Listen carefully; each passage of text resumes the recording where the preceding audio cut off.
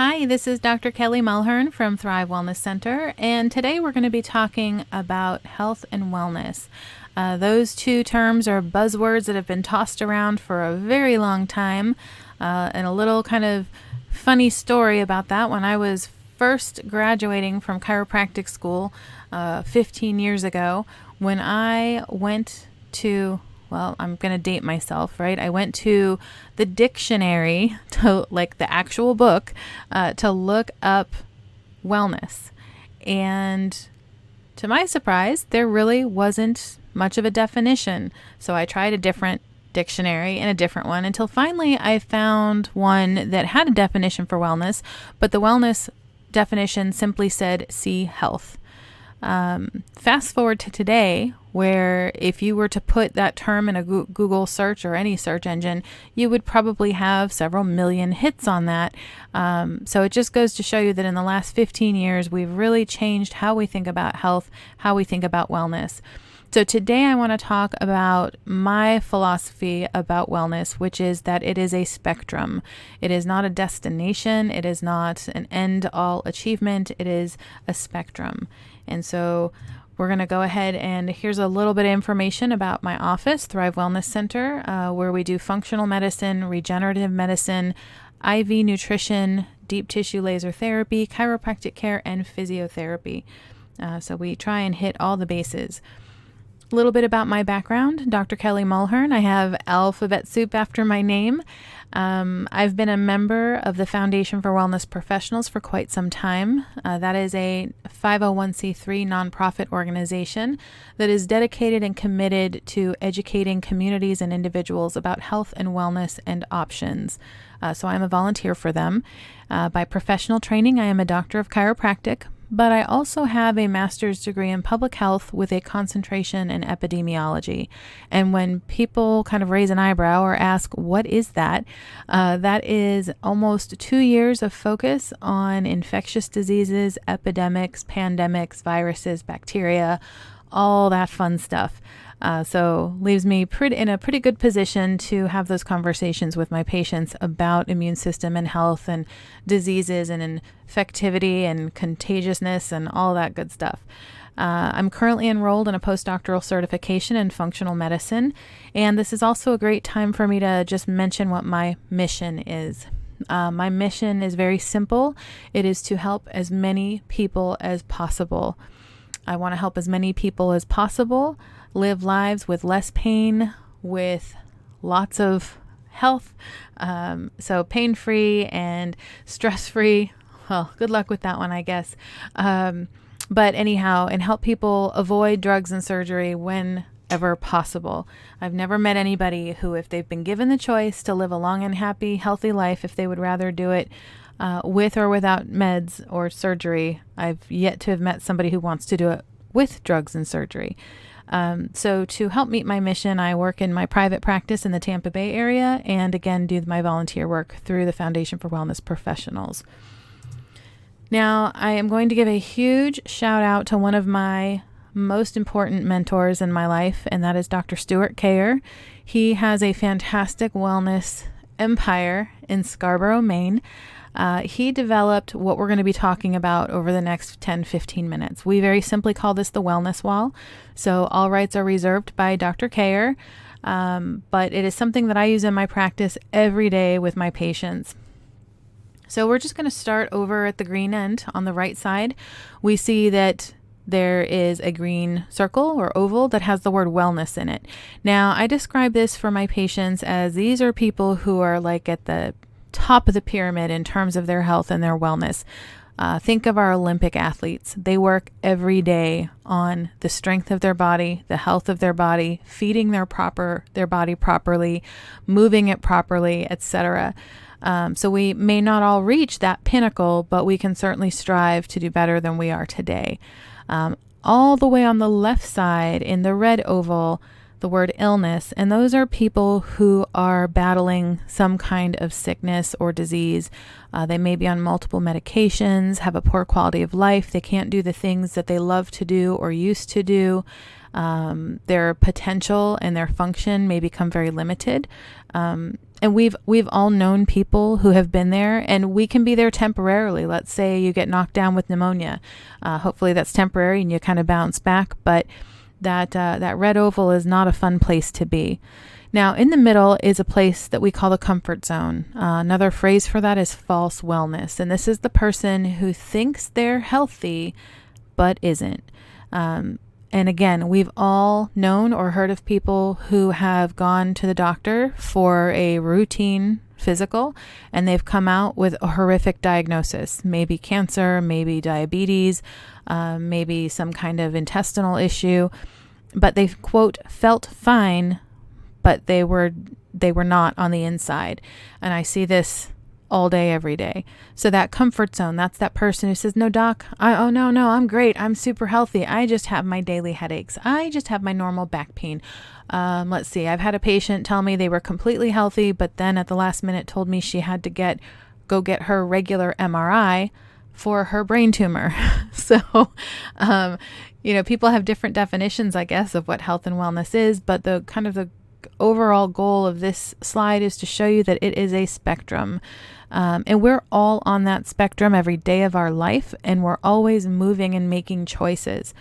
And we can see that there's kind of halfway marks as well, right? There's between the yellow and the green, there's good health. This is a person who gets regular exercise, tries to handle their nutrition. They educate themselves on wellness topics and health topics. Minimal nerve interference refers to them getting adjusted so that their central nervous system is in control and can run their body properly. Midway between comfort zone and illness is somebody in poor health. And that's really the first place. If we start all the way at the right and we kind of scan to the left, poor health in the orange is really the first time we see symptoms crop up. So what that means is you can lose up to 75% of your health in an area before you start to show a symptom. Think of kidney disease. You can lose literally 75% of your kidney tissue can die before you start to have symptoms that you recognize. So it's really important not to just look at how you feel, because our bodies, as we go through life, our bodies adapt and they adapt and they adapt. If I had a dollar for every time I had a patient say, doc, I just bent over to pick up a paperclip, a pen, a piece of paper, a magnet, whatever it was, and my lower back is, now I can't stand up or I can't move because I threw out my back. What did I do? Well, it wasn't what you just did. It was the 10 years, 20 years, 30 years, 40 years of declining health, of improper exercise, poor hydration, etc., that your body adapted to until it couldn't. And when it couldn't, it gave you a symptom. The good news is when we start addressing it, usually the symptoms will start to reverse pretty quickly. But then we run the risk of, now we went from the orange back to the comfort zone where, as you can see, there's no symptoms. And so sometimes people think at that point that, oh, I'm better, and they stop whatever they were doing to help improve their health. So it's really important not to gauge your health status and your wellness level on how you feel. You should really be looking at how you're functioning and taking care to nourish your body properly and move your body properly. So again, the person in that comfort zone, they're not really having symptoms that they recognize, but kind of a wake-up call here. The number one cause of death in our country for decades has been heart disease, and up to 60% of people who have heart disease, their very first symptom is a fatal heart attack. So we don't want to wait. We don't want to wait for our arteries to get all clogged up and then we drop dead from a massive heart attack because we, quote, felt fine. We want to be proactive and take care of our health. And what I love about this chart is, sometimes people are like, oh, so it's my fault that I'm in the state I'm in. And this isn't about blame. This is about hope. And this is about the fact that you have more control over your health than you ever thought possible. It's just a matter of making some different choices. So this chart goes hand in hand with another chart that Dr. Kayer developed. And he based this chart on what chiropractors for over 100 years have called the 3 T's. The 3 T's stood for trauma, thoughts, and toxins. So he's updated the language and given some examples for us. But these are things that can move us the wrong way on that wellness wall that we were just looking at. So all the way under trauma, that's physical stress on your body. So Oftentimes, the first physical stressor we're confronted with is being born. It's very traumatic for the baby and the mama, no matter which way you're born, whether it's vaginal or C-section. So it can be super important. Lots of times kids have issues from the birthing process that may not be recognized or developed or addressed for years. Walking, sitting, and standing are all physical stressors, and doing one too much or one too little can be problematic. You may have heard that sitting is the new smoking because it is so detrimental to your health. So getting up and moving appropriately is really important. Computers, there's stress and strain ergonomically in terms of your posture, but also on your eyes and on your brain. Sports, falls, trips, accidents, posture, as we mentioned, having a sedentary lifestyle. So, we could go on and on and on, but those are some examples of physical stress. In the middle T is thoughts for mental and emotional stress. And really that centers around worry, guilt, and fear. And that's over the items that are listed there as well as others. But, people tend to fret and worry about finances and time management and their job and their kids and their relationships with siblings or coworkers, or they have anger or unresolved grief. And all of these things take a toll on the body. I had another mentor early on who said this phrase one time, but it stuck because it was so profound. And he said that feelings buried alive never die. They become issues in the tissues and the seeds of disease. I'm not sure if he got that from someone else, but it is a fantastic explanation or description. If we try and stuff our emotions down, they will manifest physically. And I see that every day in practice. So helping people address those issues, whether themselves with meditation, prayer, time at the beach, whatever it is, or help with a professional, either way, addressing that mental and emotional stress can be huge for your health and your wellness. And then the last T stands for toxins, and that's biochemical stress. You can think of that as everything you put in or on your body. So it can be a big chunk of it is nutrition. Are you eating processed and refined foods that are prepared, or deli foods? Are you eating a lot of fast foods with additives and preservatives? Are you dehydrated? Dehydration is chronic and rampant in this country. People don't like water. So addressing those nutritional issues or it not addressing those nutritional issues and having poor nutrition puts a tremendous amount of biochemical stress on your body. Also medication, illegal substances, over-the-counter meds, tobacco, alcohol, caffeine. This also involves, like I mentioned, everything you put on your body. So cleaning supplies, soap, makeup, all of these things can contribute to the toxic burden on your body, which is now being linked to everything from cancer to Parkinson's and Alzheimer's. So really important. Now, oftentimes when I start talking about these things with patients, they get that kind of deer in the headlight, overwhelmed look because it's a lot. And so I tell them, take a deep breath. You don't have control over all of these things. And of the things you have control over, some of them you'll change and some of them you won't. Personal preference or just too difficult or whatever. So the goal isn't to make massive sweeping changes all at once because that's not going to be something you can stick with. The goal is to start small and take baby steps. And as you make progress in one area, then you do something else and you do something else. And a year later, you can be totally different in a totally different space, in a totally different health, a totally different body. So that is the 3 T's chart. So now we're going to go back to that wellness wall. And now I have a bunch of questions. There are so many questions I can ask. And this is so simple that I have had presentations or I've performed presentations of this wellness wall to kids as little as 2nd grade all the way up to, retirement centers and everywhere in between. So my very first question that I typically ask people is, you don't have to say it out loud and you don't have to tell anybody else, but if you are absolutely honest with yourself, where are you on this wall right now? Where are you? Or where are your loved ones, your children, your spouse, friends, family? Where are you? And if you don't change anything about your habits and your lifestyle, where will you be on this chart in 5 years or 10 years. And I've had big burly men look at me with tears in their eyes and say, Doc, I won't be on that chart in 5 years because if I don't change something, I'll be dead. So again, it's not about blame. It's about realizing I have so much control. I mean, if we go back a slide, look at all those things that we have control over or that we can make changes to that can help change our position on this wall. So, on the flip side, where would you be in 5 years if you just changed one little thing a month? Just one little thing. Like maybe this month you decided to eat one meal a week that's all vegetables. Probably anybody could do that. And then next month you continued to eat one meal a week that's all vegetables, but then you added in, at the end of the week, I'm going to have reduced my soda intake by 1 can of soda or 2 cans of soda.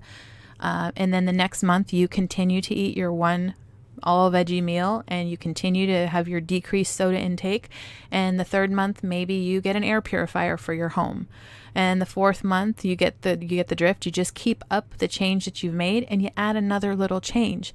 So if you just changed one small thing a month, that's 12 things a year. In 5 years, how would your position on this chart be different? You would have changed 60 things in that 5-year time frame. Baby steps, but they add up. Another question, what could you easily do today to help move you to the right? We make decisions every day, dozens if not hundreds of them. How late do we sleep? When do we get up? Do we have a filter on our shower? How do we brush our teeth? What toothpaste do we use? What toothbrush do we use? What cleaning supplies are we using in our house and on our bodies? Do we eat breakfast? If so, what did we eat? Do we have lunch with, vegetables like a salad and water, or are we doing a burger, fries, and a milkshake? How is our air purity? What kind of stress are we putting in our lives? Are we watching the news 5 times a day and letting that bombard our brain and our mind with negative information? How about our friendships? Sometimes friendships can be very toxic, or just, relationships can be toxic. So maybe there's a relationship that needs to change. But what could you easily do starting today that would help nudge you just a little bit to the right? And on the flip side of that, what habits do you have that move you to the left? So I had a patient one time who told me she never would eat anything green. And okay, that's a habit. And that's something that, okay, if you won't eat anything green, can we supplement with green? So what habits do you have? Do you always party on Friday and Saturday nights? Or is your habit that you are addicted to caffeine? Or maybe you're a cookie monster and have to have cookies and milk every night before bed. So what are those habits that maybe are pushing you to the left? And it's important to note that I'm not opposed. I love pizza. I love ice cream. I just don't eat it every single day. And so I'm not opposed for people going out and having a good time or having a cinnamon bun or whatever. But we have to realize that one soda, one beer, one hamburger is not probably going to kill you. But it's the accumulation. It's the repetitive habit of, if I had 2 sodas every day for 5 years, 10 years, 15 years, what is that doing to my cells? What is that doing to my tissues and to my body? So what habits do you have? And again, this falls under the category of be honest. You don't have to tell anyone else. Nobody's listening inside your head.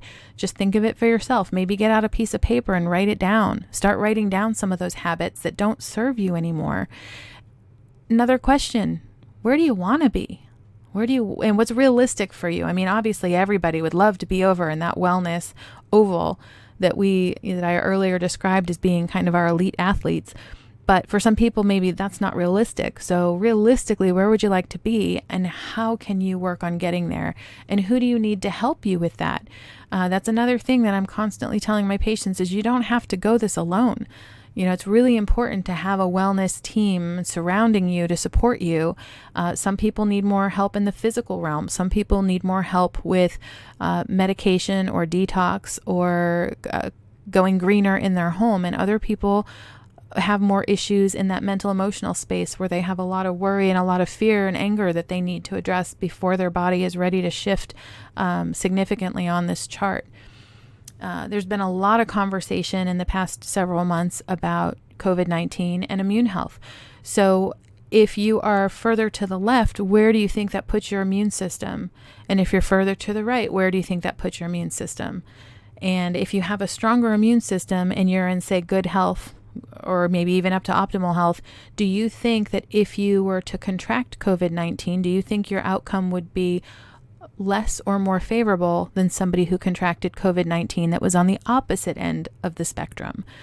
So some of these questions are really simple, but some of them are deceptively simple and kind of make you think.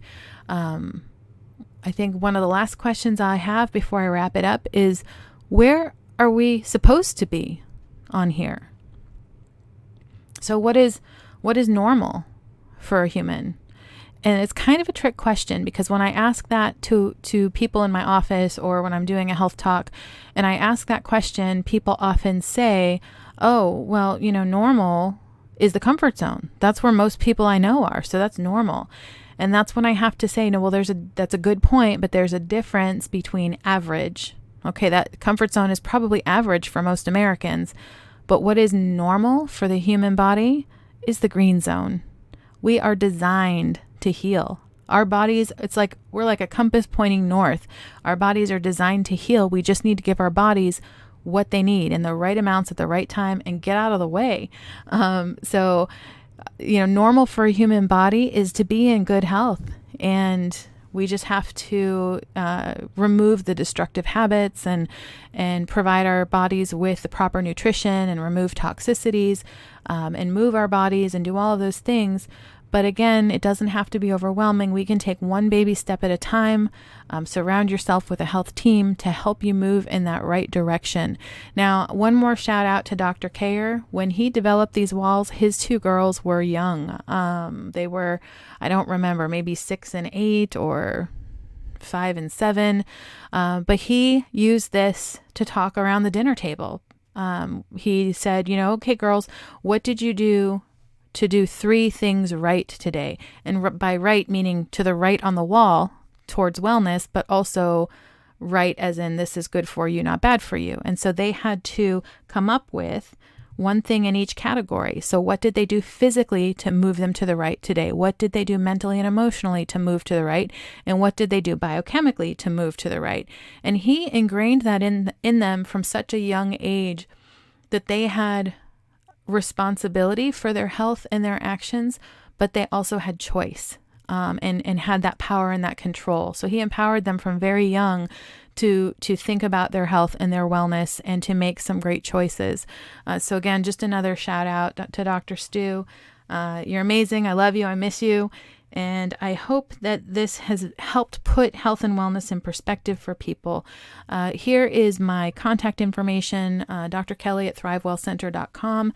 If you send an email to me and you don't get a response, please double check your spelling. I do spell Kelly with an EY, so just make sure to check that. Our website, we're always updating with new information, webinars, etc. So please feel free to check that out. Okay, I think that wraps up today's presentation on the spectrum of wellness. I hope you found the information useful and decide to take advantage of our special offer.